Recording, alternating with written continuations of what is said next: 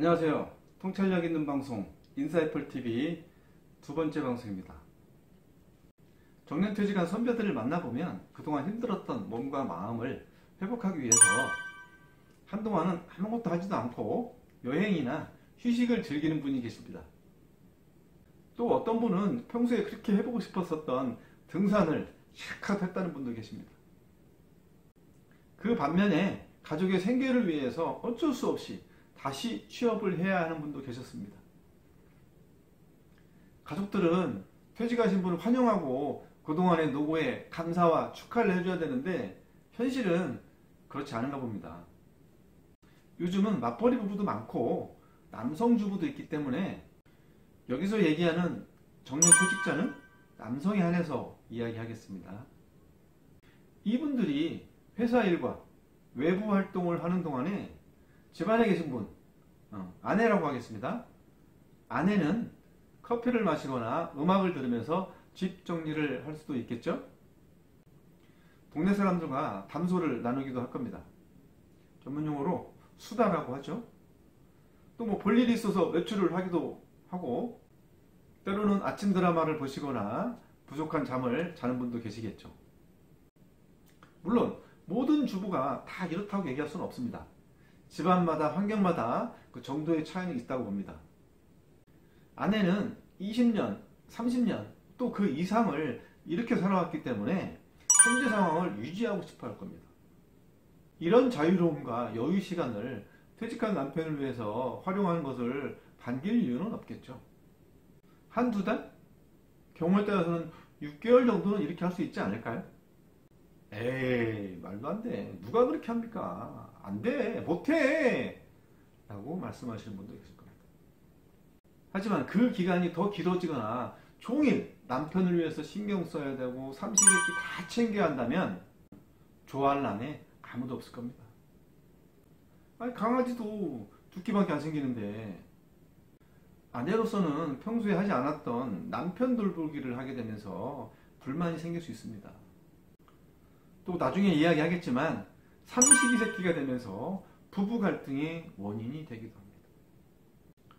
그러니까 남자는 정년퇴직을 해도 아침에 일어나서 어디론가 가야만 하는 것처럼 불안해지는 겁니다. 자녀들은 또 어떤가요? 평소에 서로 바쁘다고 대화 한 번 없었고 저녁에 잠시 보면 아빠 안녕, 안녕 이렇게 무미건조하게 인사하고, 주말에도 아빠는 회사에 안 나가면 모임이 있어서 또 밖으로 나가고, 집에 있는 날에는 잠만 자고, 부시시한 얼굴로 밥 먹을 때만 식탁에서 만나는 아버지.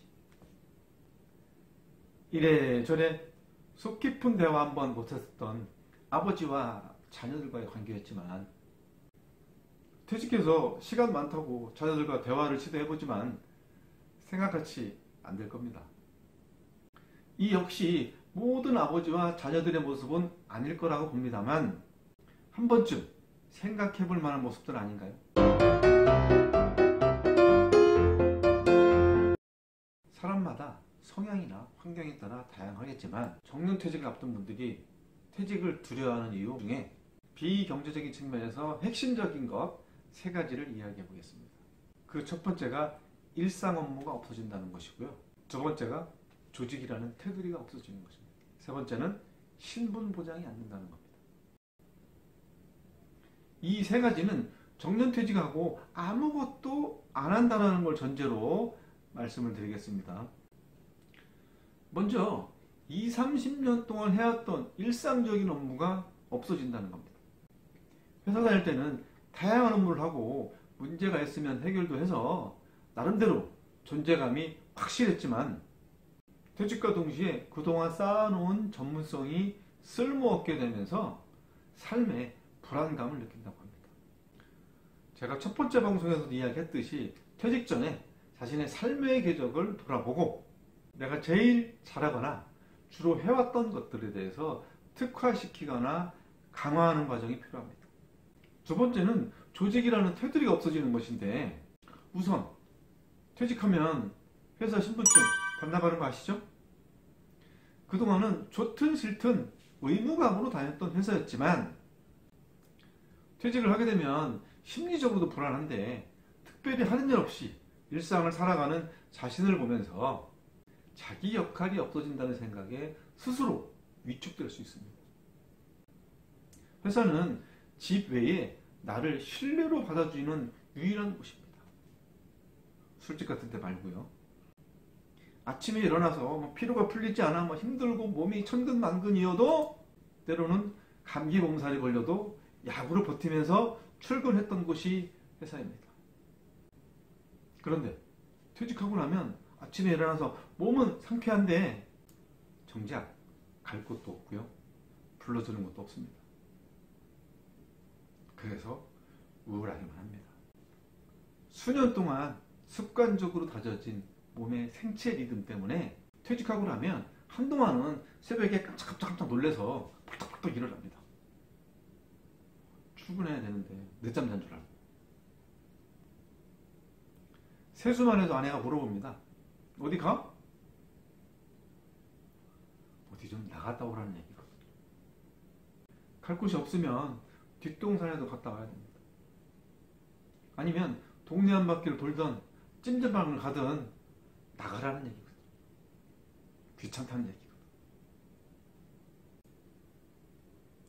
찜질방 가서 하루 종일 있어 보세요. 아내한테 전화 오는지 안 오는지. 안 올 겁니다. 신경 쓸 사람이 없으니까 편하거든요. 혹시 전화 오면 밥 먹고 오는지 확인하는 겁니다. 그래서 남자들이 퇴직하면 산에 많이 가는 것 같습니다. 평일날 산에 가보세요.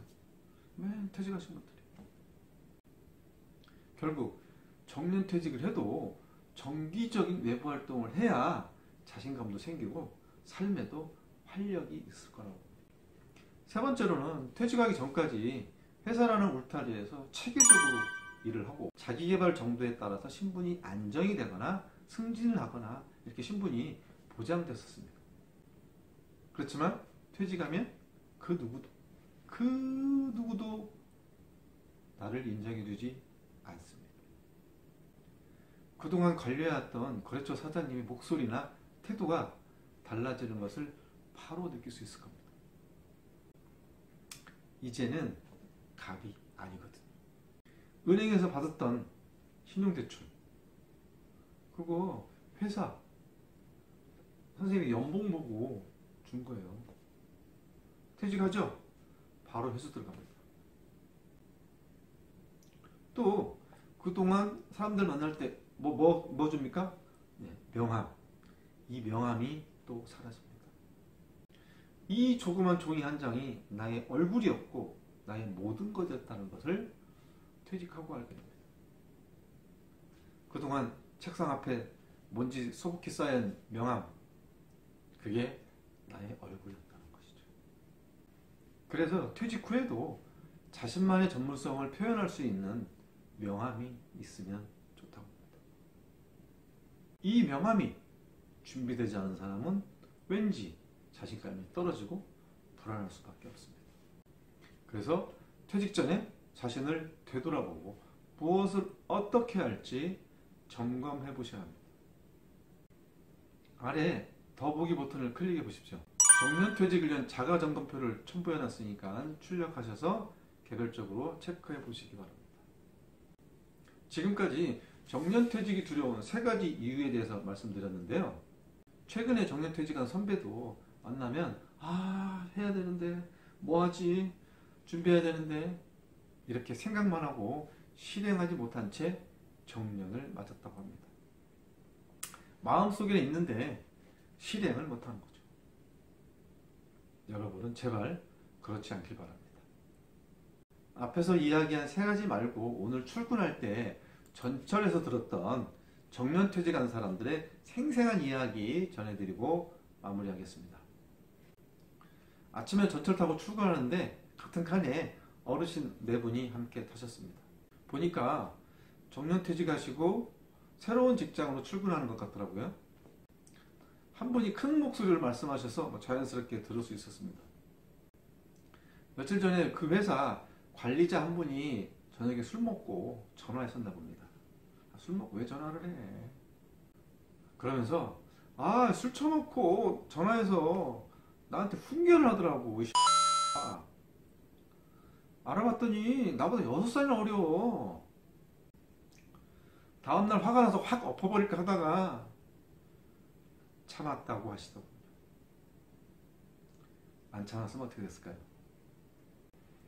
여러분, 정년퇴직하시고 이직이나 전직을 하려고 하면요, 내 맘에 꼭 맞는, 내 맘에 딱 맞는 그런 직업 없고요, 나와 잘 통하는 동료, 상사 없습니다. 또 대부분의 관리자는 나보다 어려요. 나이든 조카버릴 수 있죠. 그러면 어떻게 합니까? 어른으로서의 말과 행동, 경력자에 걸맞는 업무 처리 능력을 보여줘야 합니다. 그렇게 안 하니까, 못하니까 잔소리를 하는 거예요. 사람들 많으니까 대놓고 못하고 전화하는 거죠.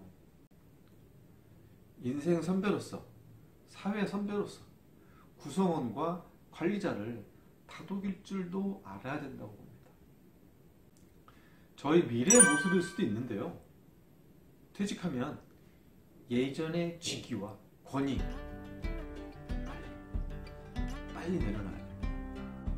그리고 욱하는 성질, 욱하는 성질. 이거 어떻게 합니까? 오늘 제가 준비한 거는 여기까지. 아직 좋아요와 구독 버튼 안 누르신 분 지금 부탁드리겠습니다. 다음 시간에는 세상과 나를 다시 이어보자라는 주제로 여러분